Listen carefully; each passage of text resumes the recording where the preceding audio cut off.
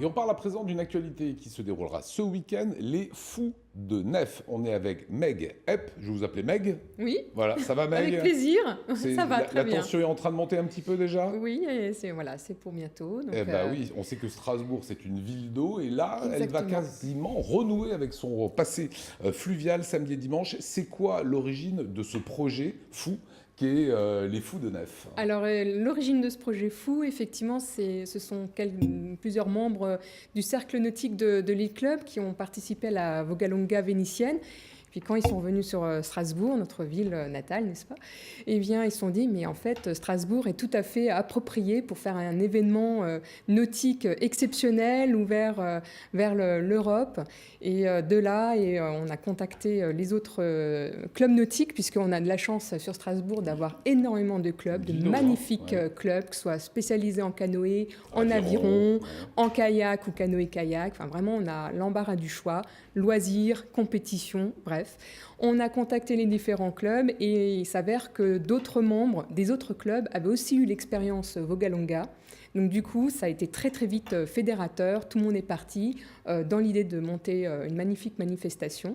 Et on a créé cette association, les Fous des Nefs, qui rassemble des membres des clubs, des autres clubs de Strasbourg, mais aussi de Kiel. Parce que ça nous a permis... Vous avez Sébastien Brandt avec la Nef des Fous. Exactement. Là, c'est les Fous des Nefs. Alors, elle vous parle justement, Meg, de Vogalonga. C'est une espèce de transat assez délirante qui se passe à Venise. Vous y étiez. On va regarder les images. Regardez.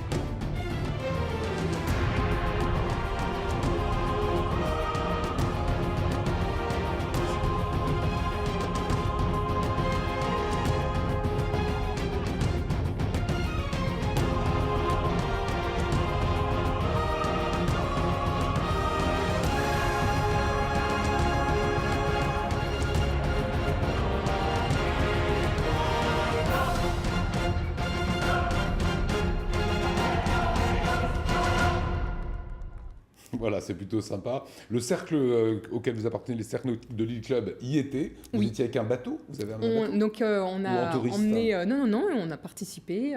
On a emmené les bateaux, donc c'était une grande logistique. Et de même, d'autres clubs comme le CAS ou le 1881, pardon, l'AS 1881, emmènent ces bateaux, ces yolettes, directement à la Vogalonga. Alors, est-ce que c'est plus sportif à Venise? Parce qu'on a vu quand même, on sont à fond, quoi. Alors, c'est un peu les deux. C'est-à-dire, au niveau de Strasbourg, les Fous des Nefs n'a pas une vocation de faire une compétition. Ce n'est pas une course parce que notre fleuve, notre système hydraulique ne le permet pas. Donc, on ne veut pas concurrencer la Vogalonga, ce n'est pas l'esprit. L'esprit, c'est davantage une randonnée fluviale, festive. Donc, c'est vraiment la fête. Mais avoir aussi la possibilité de s'appuyer sur les 4 piliers de Strasbourg, donc l'histoire, faire une randonnée fluviale, visiter notre ville à partir de l'eau, se rencontrer. Puisque ça permet en fait d'avoir des participants, des Allemands, des Suisses. On a alors 3. Voilà, c'est une donnée intéressante, voilà. C'est que c'est pas juste alsacien. De loin pas. C'est que les clubs de Kiel vont y participer, aussi. Mais il y a également, ça agrège d'autres personnes de France. Exactement, et d'Allemagne, c'est-à-dire que le club de Kiel, le KPG, fait partie des membres fondateurs, organisateurs et fondateurs des Fous de Nef, au même titre que d'autres clubs de Strasbourg. Mais des gens viennent de Béziers. Et des gens, effectivement, viennent de 4 coins de la France, mais aussi d'Allemagne. Donc, on a des gens qui viennent de Berlin, de Hambourg, de Dresde, qui viennent avec leur bateau. Et au niveau de la France, on a des gens qui viennent de La Rochelle, de Béziers, de Grasse, qui traversent toute la France. Alors, on a 3 Américains aussi. 125 bateaux inscrits. On peut encore s'inscrire ou pas? Ah oui, on peut encore s'inscrire jusqu'à demain soir. Ok. Voilà, demain soir. soir, même 23h, 23h30. On peut encore s'inscrire puisqu'on accueille déjà les personnes à partir de vendredi après-midi du fait qu'elles auront pas mal de trajets et le départ, c'est samedi matin. Sympa, hein. Voilà. Ça vous tente, Guillaume? Après le marathon ou pendant le marathon, je pense qu'il y a des vraies synergies et même le restaurant et après le marathon. Voilà, Toi, tu es en train de te faire ton week-end. Hein. Voilà, j'essaye, là, a priori, ça se prépare plutôt bien. Voilà, 125 bateaux, 367 inscrits, parce qu'il y a sur un bateau d'aviron, ils sont à combien? 5, Alors, 6? un aviron peut être de 2, ça peut être jusqu'à 5, ou même jusqu'à 10, donc ça dépend des situations. Canoë, c'est pareil, on peut être tout seul, on peut être jusqu'à 9. Voilà, on a 2 Dragon Boat avec 20 personnes dessus, donc on a vraiment un panel de bateaux magnifiques, soit des bateaux tout type et puis des bateaux en bois aussi. Alors, on va revoir quelques photos que vous avez fournies.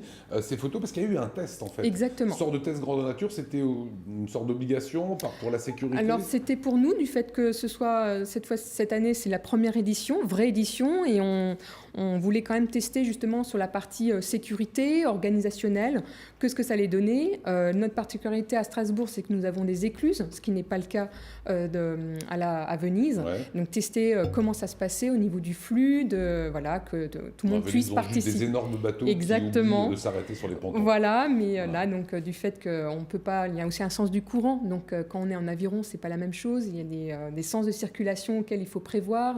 Et plus on est de bateau, plus il y a aussi un risque qu'il y ait un embouteillage. Donc, pour lisser le tout, la sécurité sera la sécurité est vraiment la plus importante. Il faut une corde de 10 mètres, il faut l'amener pour remorquage et amarrage. Il faut une écope au cas où, si jamais ça passe mal. Hein, une éponge aussi. Un gilet de sauvetage par personne embarqué. Oui, c'est obligatoire pour les passages. Tout le temps ou obligatoire quand on passe C'est pour le passage des écluses. On est en partenariat avec VNF. Il y a des normes de sécurité, des règles qu'il faut... Allez, 30 secondes pour vous montrer le parcours. Il est différent entre le samedi et le dimanche. Samedi, vous allez voir qu'on part du côté du High Ritz et de la Grande Mosquée. Exactement. C'est le top départ. Donc, effectivement, il y a 2 parcours. 10h30.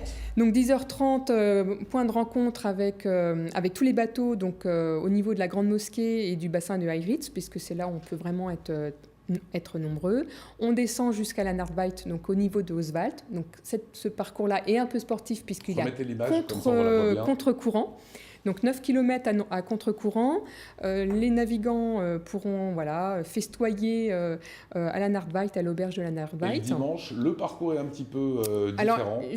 Alors, parce que le samedi soir, en fait, on a un Biergarten qui est ouvert à tout le public, à tous les Strasbourgeois. Donc c'est là où c'est intéressant, c'est que les Strasbourgeois pourront participer au Biergarten avec des brasseurs. Il y a 3 brasseurs. Et le dimanche, c'est aussi très festif. Tout le tour de Strasbourg. Les Strasbourgeois pourront nous suivre, d'où l'intérêt d'être au cœur de Strasbourg, et finir à André Malraux avec un bouquet fête brésilienne qui va durer 2 heures. Alors, Les Fous de Nef, toutes les informations, vous les avez sur ce site internet www.lesfousdenef.com. Merci beaucoup Meg, éclatez-vous. Là, ça va être plutôt sympa.